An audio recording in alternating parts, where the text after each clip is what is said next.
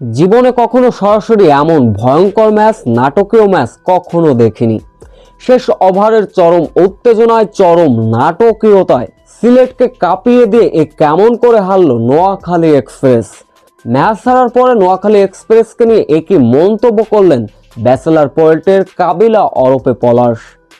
বিপিএলে নিজেদের প্রথম ম্যাচে বাজেভাবে হেরেছিল নতুন দল নোয়াখালী এক্সপ্রেস। নিজেদের দ্বিতীয় ম্যাচে সিলেট টাইটান্সের মুখোমুখি হয়েছিল নোয়াখালী, যেখানে অবশ্য শুরুতে ব্যাটিং করতে নামে নোয়াখালী এক্সপ্রেস। ইনিংসটি কেউ বড় করতে পারেননি। সৈকত আলী 24 এবং জাকির আলীর 29 রানের ইনিংসে ভর করে সিলেটকে 144 রানের লক্ষ্যমাত্রা ছুড়ে দিয়েছিল নোয়াখালী এক্সপ্রেস। এই লক্ষ্য তাড়া করতে নেমে অবশ্যই শুরুতেই 0 রানে ফিরলেন সাই মাহবুব। এরপরও অবশ্য রনি তালুকদার ব্যক্তিগত 9 রানে ফিরলেন।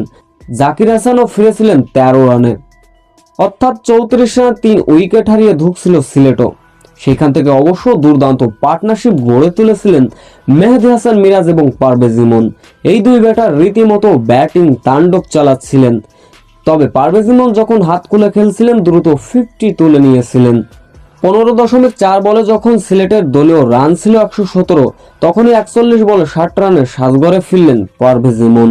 18তম ওভারে তখনও যে নাটকীয়তার বাকি ছিল। মেহেদী হাসান রানার হ্যাটট্রিক। মেহেদী হাসান মিরাজ থেকে নাসুম আহমেদের উইকেট তুলে নিয়ে এবারের বিপিএল এর প্রথম হ্যাটট্রিক পূরণ করলেন রানা। শেষ ওভারে সিলেটের জয়ের জন্য প্রয়োজন ছিল 13 রান। ব্রুকিস রীতিমতো ব্যাট হাতে তাণ্ডব চালাচ্ছিলেন। যখন শেষ 2 বলে যখন 2 রান প্রয়োজন ছিল সিলেটের, তখনই মোহাম্মদ আমিরের ভুলে রান আউটের শিকার হলেন ব্রুকস, যার ফলে নাটকীয়তা। শেষ 1 বলে 2 রানের প্রয়োজন। হোয়াইটের কল্যাণে আরও 1টি রানের প্রয়োজন ছিল সিলেটের। শেষ বলে এলবিডব্লিউর আবেদন, তবু শেষ রক্ষা হয়নি নোয়াখালী এক্সপ্রেসের। শেষ ওভারে যেন নাটকীয়তায় হারল নোয়াখালী এক্সপ্রেস।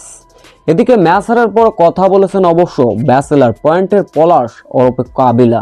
তিনি বলেন নোয়াখালী দুর্দান্ত খেলছে, ম্যাচ হারলেও দলের পারফরমেন্সে খুশি কাবিলা। তিনি বলেন এমন ম্যাচ আমি সরাসরি কখনোই দেখিনি।